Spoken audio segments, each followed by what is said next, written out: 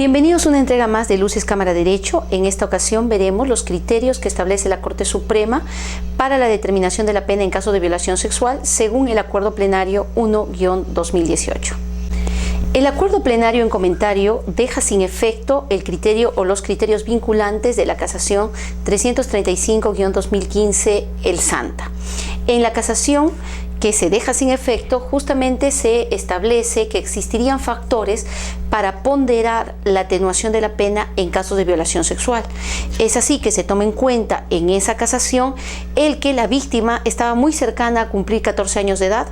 Segundo, que el autor del hecho tenía responsabilidad restringida, es decir, al momento de la comisión del delito tenía 18 años y algunos meses. El hecho de que entre el sujeto actor del delito y la víctima existía muy poca diferencia de edad. La mínima afectación psicológica que se consideraría a partir de que esto se dio dentro del marco de una relación sentimental. Estos criterios determinaron en ese caso la posibilidad de una atenuación de la pena que fue bastante, extensa, a partir de un mínimo que normalmente en casos de violación sexual es de 10, 20 e incluso 35 años de pena privativa de libertad, hasta la posibilidad de considerar una pena de 4 o 3 años bajo una fórmula de suspensión de la pena o reserva del fallo condenatorio.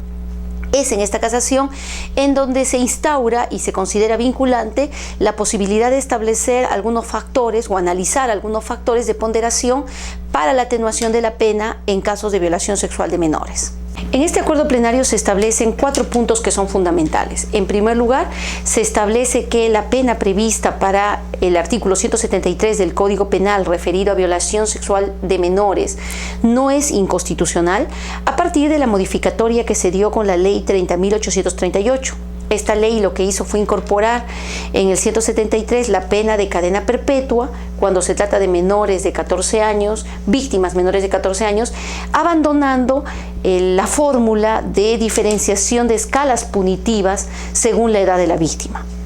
Se plantea entonces si esta medida adoptada por el legislador puede ser considerada constitucional o no. Y la Corte Suprema en el acuerdo plenario en comentario señala que no sería inconstitucional considerando el valor del bien jurídico comprometido, que es la indemnidad sexual, es decir, aquel compromiso que tiene el Estado de proteger la intangibilidad sexual de los menores de edad, que no exista injerencias indebidas en el desarrollo sexual de los menores, y por otro lado el hecho de que efectivamente existe una postura firme, una política criminal que manifiestamente reprime estos actos considerándolos de suma gravedad. Y por otro lado, también el acuerdo plenario en comentario establece la necesidad de que se comprenda la rigurosidad en la operación que realizan los jueces para la determinación o individualización concreta de la pena. Rigurosidad que se debe dar a partir de la consideración de los criterios y directivas que establecen las normas penales, empezando por el título preliminar, que establece el que la pena debe observar el principio de legalidad, el principio de proporcionalidad y que la proporcionalidad de las penas está en función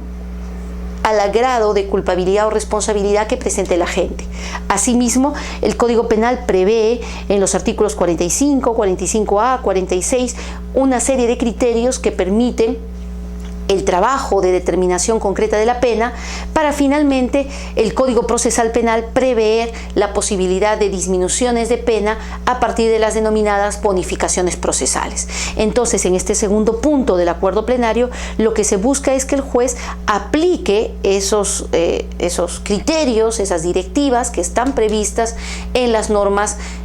penales y procesales. Un tercer aspecto es el que se refiere justamente a los criterios que generó esta casación del 2015 del Santa sobre factores que permitieran la ponderación en la atenuación de la pena referidos a la cercanía de la edad entre la víctima y el agresor, la cercanía de la edad de la víctima a los 14 años, el hecho que se diera dentro del marco de una relación sentimental, la mínima afectación psicológica que habría sufrido la menor, y claramente establece que estos factores no están regulados en la ley, que no pueden ser impuestos por la jurisprudencia, dado que está de por medio el principio de legalidad, pero además da cuenta de la subjetividad que puede llegar a tener este tipo de apreciaciones en la evaluación del caso concreto. Y finalmente se establece un cuarto aspecto referido al hecho de la imposición de la cadena perpetua. Como ya indicamos inicialmente, la ley 30.838 establece para casos de violación de menores cadena perpetua. La Corte Suprema, en el acuerdo plenario 1-2018, establece que esta pena se puede aplicar en sus propios términos, es decir, que lo normal sería que se imponga la cadena perpetua a los casos que se encuentren dentro del marco de esta ley. Sin embargo, abre la posibilidad de que excepcionalmente pueda haber una aplicación distinta a la cadena perpetua, pero esa excepcionalidad, entiéndase, deberá estar debidamente sustentada en cada caso en concreto. Agradecemos su atención y nos vemos en una siguiente entrega.